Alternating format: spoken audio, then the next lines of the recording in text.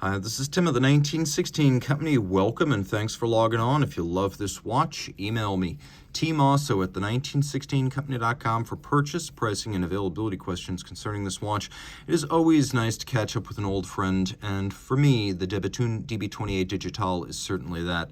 A model originally launched in 2014, it's one of the most unusual entries in the long-running and iconic Bethune DB28 family. There is no open dial, no dial side escapement or barrel, no obvious deltoid barrel bridge, a very spare dial, mostly vacant. If not for the unique Grand Orge or barleycorn guilloche, there's almost nothing on the lower half of the dial, and it's big in grade 5 titanium, 45 millimeters in diameter, and with these floating lugs, which are the largest, 58 millimeters lug-to-lug when extended, 53 when fully compressed, 13.4 millimeters thick, so it's actually thinner than it looks, and then 26 millimeters the spacing between the lugs. This came out in 2024 and will just recently discontinued. It was a long-running model that played to a small crowd. You really had to know what you wanted if you were seeking a 28 Digitale, although oddly, just as the model has lapsed, it seems like a new golden era of jump hours is dawning. Well, this is one of the originals, so take a look at how it fits on my 16 centimeter circumference wrist. Quite well, actually. I probably convinced myself that this watch was too large simply to avoid paying a lot of money, but no dice, as I eventually got my Bethune, the DBD, which is a little bit more my style and even weirder than the DB28. But this is a very Team Mosso watch, and I still have an enormous amount of affection for it. So I'll let you decide whether this fits my wrist. My wrist is 16 centimeters circumference. It's flatter than you think. I'll say this, if your wrist is larger than mine, then hands down it fits you. Taking a look at the strap, you can see a nicely done strap. Bethune uses straps that are gator on both sides. Large rectangular symmetrical scales on the top, a high quality cut of the animal from the belly of the beast. And then dark blue matte finish. We've got here a lacquered side that's been shear cut and then lacquered for refinement. We've got a monotone stitch, small round scale gator on the bottom. This is something you see more and more on the really high-end brands ranging from Vacheron to FP Journe, and seemingly everything that has an intent to go up market is now fitting a double gator strap. Costs a few $100s more, but it lasts longer. Worth it. The buckle obviously matches the design of the lugs. In a Bethune, more often than not, you do get a unique buckle for the lug style or case style of the watch. It's a bullhead winder, and it is a screw-down crown, 30 meters water resistant, but the screw-down crown is really there more to prevent it from accidentally interacting with the lugs. You can see the patented spring-loaded floating lugs are hinged at the center. And while some Bethune moonphase watches do feature little pusher adjusters on their profiles, on the 28 Digitale it's done on a quick set through the crown, so you don't need a pusher tool here. Taking a look at the case itself, it's all polished grade 5 titanium, and I should say polished grade 5, in my experience, is one of the most resilient materials. It does the best job of metals that are not expressly hardened by plasma or carbon of either resisting scratches or doing a good job of hiding them. So if you want a durable everyday watch, grade 5 titanium is it. It's also hypoallergenic. Now you can see these little bullet tips at the end of the lugs. That's the last styling vestige of the original Bethune watch, the DB1 chronograph of 2002. Like I said, we have a Grand Orge or barleycorn style guilloche on the dial. Bethune making case, dials, and movements in-house. So they did the engine turning of this unique, expanding, overlapping series of concentric circles, and you can sort of see the concentricity.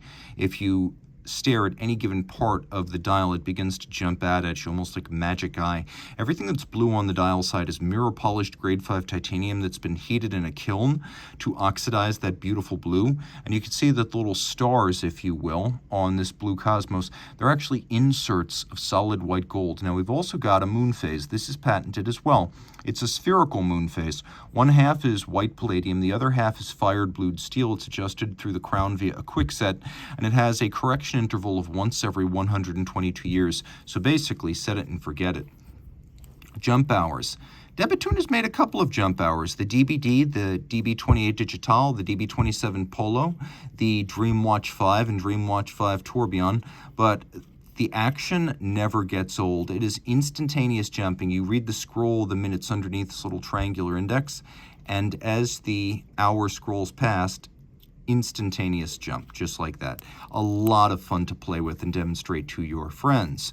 Turning it all over, we have caliber 2144, I believe this is called. The caliber 2144 manual wind with a 5-day power reserve, twin barrels. It's about 90 winds to fully wound, but you cannot accidentally overwind it. These self-adjusting barrels resist that, and that is a patented feature. We also have 1, 2, 3 shock protection springs for the balance. So you've got Inca block at center, and then these 2 flanking polished and beveled steel springs. That's called triple parachute, a patented system that's there to prevent A, damage, but also time loss, as these flanking springs will often prevent the center spring from even coming into effect, which means the staff pivot of the balance is not displaced from its pivot cups.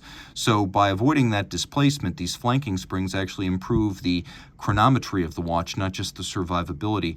This is a lovely balance wheel. I believe this is the 2007 or 2008 version. This is the one with a silicon disc and then a platinum ring outboard.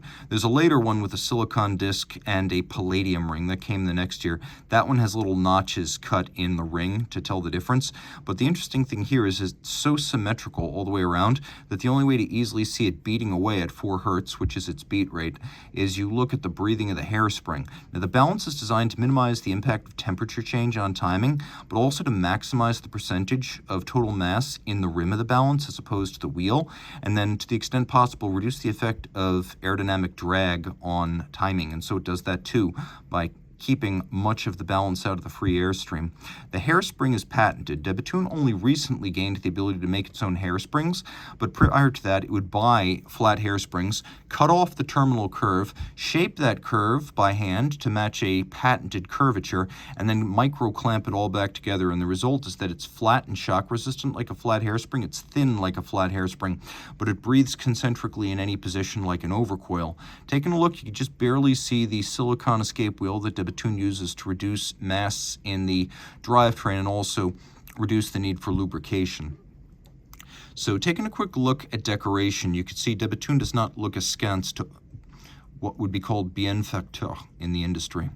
And you can see double beveling. We have both the barrel bridge and the barrel bridge cap, so you can see not 1 but 2 levels of mirrored anglage. Then we have Côte de Bethune on the base plate cap as well as the barrel bridge cap, so the stripes mirror from one side to the other. So what do I mean by that? Well, if you look, you can see that the darker ridged edge of each stripe is facing the inside.